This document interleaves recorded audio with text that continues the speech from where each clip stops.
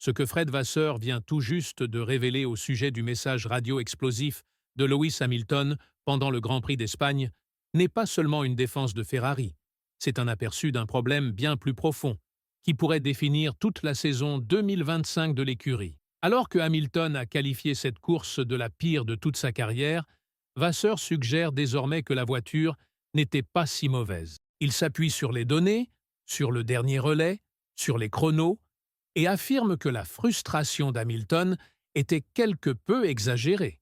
Mais c'est précisément ce qui rend ce moment si révélateur. Si un septuple champion du monde se sent complètement déconnecté de la voiture, alors que l'équipe pense que la performance était correcte, il ne s'agit plus d'un simple écart de performance, mais d'une rupture de communication. Et si cette fracture continue de s'élargir, aucune amélioration technique ne pourra réparer ce qui est vraiment cassé chez Ferrari. Ce n'était pas un moment isolé de frustration. Lors des dernières courses, le ton d'Hamilton à la radio est devenu de plus en plus distant, résigné. En Espagne, il a laissé Charles Leclerc passer sans dire un mot, s'est fait dépasser par des voitures du milieu de peloton, a terminé sixième après un reclassement lié aux pénalités, et lorsqu'on lui a demandé ce qu'il pouvait retenir de positif après la course, il a simplement répondu « zéro ». Et maintenant, Vasseur minimise publiquement la situation. La question ne concerne plus seulement la voiture, elle concerne désormais la confiance. Et si cette confiance n'est pas rétablie rapidement, ce partenariat de rêve pourrait s'effondrer avant même d'avoir véritablement commencé. Reste bien jusqu'à la fin, car dans cette vidéo, nous allons analyser tout ce qui s'est mal passé à Barcelone, ce que signifient réellement les propos de Vasseur, et ce que Ferrari doit changer avant le Grand Prix du Canada pour éviter que cela ne devienne une véritable crise. Mais avant tout, n'oublie pas de liker cette vidéo, de t'abonner à la chaîne et d'activer les notifications, car ce qui se passe en coulisses pourrait être bien plus grave que ce que tout le monde admet. Les commentaires de Fred Vasseur concernant le message furieux d'Hamilton peuvent sembler calmes et rationnels en surface, mais ils dévoilent quelque chose de bien plus profond au sein de Ferrari. Lorsqu'un pilote du calibre d'Hamilton déclare en pleine course qu'il vit la pire course de sa vie, et que son directeur d'équipe qualifie ensuite cela d'exagéré, il ne s'agit plus seulement de résultats, il s'agit de perception. Il s'agit de savoir si deux des figures les plus importantes de ce projet perçoivent encore la réalité de la même manière. Et la vérité inquiétante, c'est que ce n'est plus le cas. C'est cela qui rend ce moment aussi dangereux que fascinant. Ce n'était pas juste un mauvais week-end, c'était le signal le plus clair à ce jour que quelque chose se fissure dans la relation entre Hamilton et Ferrari. Pas à cause d'une erreur, d'une mauvaise stratégie ou d'une amélioration inefficace, mais parce que la connexion, la compréhension mutuelle entre le pilote et l'équipe commence à se briser sous la pression. La question n'est plus de savoir si la voiture est suffisamment rapide. La vraie question est de savoir si ce projet a encore un sens pour les deux parties. Approfondissons. Quand Vasseur affirme que le dernier relais en pneu tendre a montré des temps compétitifs, il n'a pas tort techniquement. Les données montrent que la voiture avait du potentiel. Mais ce ne sont pas les données qui pilotent la voiture. Et l'expérience vécue par Hamilton dans le cockpit racontait une toute autre histoire. Il ne semblait pas seulement frustré. Il semblait perdu, abandonné, comme s'il avait passé 66 tours à lutter contre une machine qui refusait de coopérer, pendant que son propre équipe restait sur la touche, les yeux rivés sur les chiffres, au lieu d'écouter l'homme derrière le volant. Ce que Vasseur n'a pas compris, ou qu'il a peut-être choisi de ne pas reconnaître publiquement, c'est que les propos d'Hamilton ne portaient pas sur des dixièmes de seconde ou des écarts minimes. Ils étaient émotionnels, humains. C'était l'expression brute d'un champion qui avait l'impression que la voiture, la stratégie, la préparation, toute la course, trahissait tout ce qu'il avait accepté lorsqu'il avait enfilé la combinaison rouge. Et c'est là que réside le vrai danger. Ferrari traite les retours d'Hamilton comme s'il s'agissait d'un problème de calibrage, comme si, lorsque les émotions ne correspondaient pas aux chiffres, alors ce sont les émotions qui sont en tort. Mais la Formule 1 ne fonctionne pas ainsi, pas avec quelqu'un comme Lewis Hamilton. Quand il dit « cette voiture est inconduisible », on ne répond pas avec les temps du secteur 3. On répond en demandant pourquoi il ressent cela. ce qui ne va pas dans les virages, ce qui manque dans les réglages, ce qui n'a pas été transposé du simulateur à la piste, mais à la place. Hamilton obtient le silence, ou pire encore, la contradiction. Voici un pilote qui a quitté Mercedes, une équipe construite autour de ses besoins, pour se lancer un défi chez Ferrari. Il n'est pas venu juste pour concourir, mais pour marquer l'histoire, pour être l'homme qui ramènerait Ferrari au sommet. Mais aujourd'hui, après 5 courses, il ne lutte pas seulement pour le rythme, il lutte pour se sentir vu, soutenu, écouté, pour sentir que l'équipe répond à lui, pas juste aux données.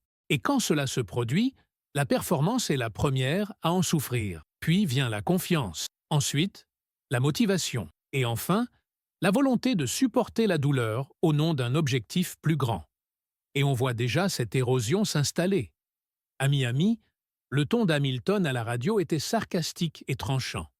À Monaco, il était froid et distant. En Espagne, il était vide.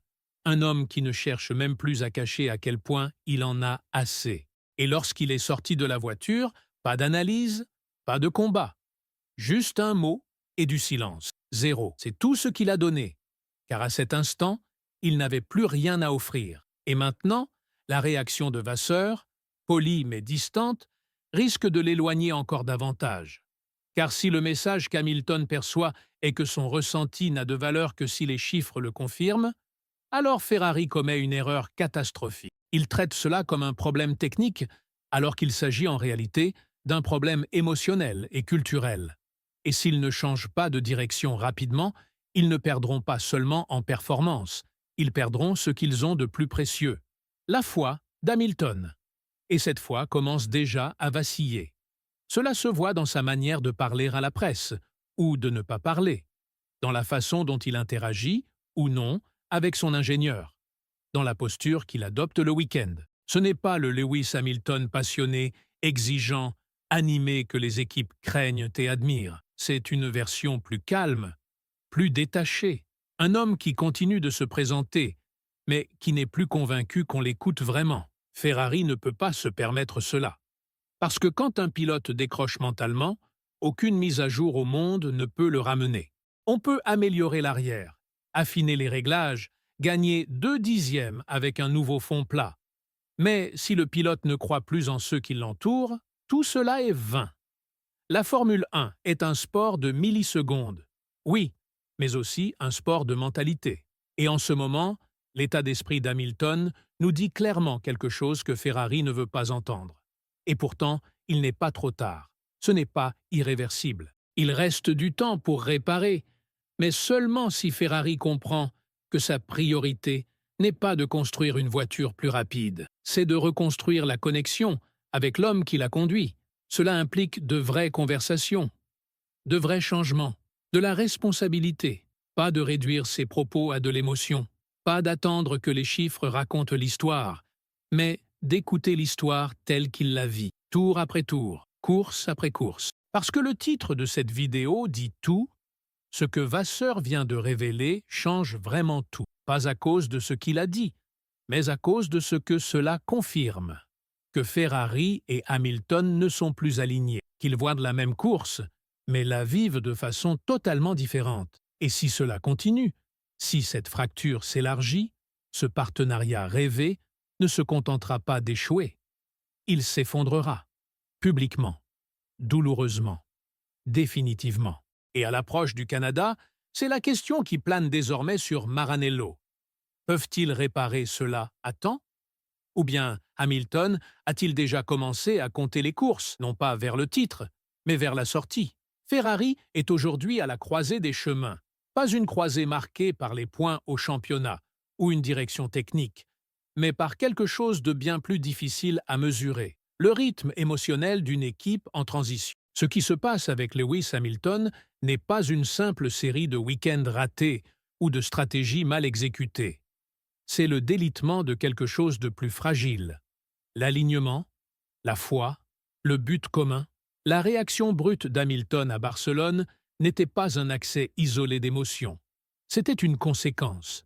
Une conséquence de signaux manqués, de tensions croissantes, d'un schéma dans lequel les retours donnés depuis le cockpit ne se traduisent de plus par des actions concrètes dans le garage. Et quand un pilote commence à sentir que ses mots n'entraînent plus de réaction urgente, que ses intuitions sont publiquement remises en question ou minimisées, le résultat n'est pas seulement le silence, c'est la déconnexion.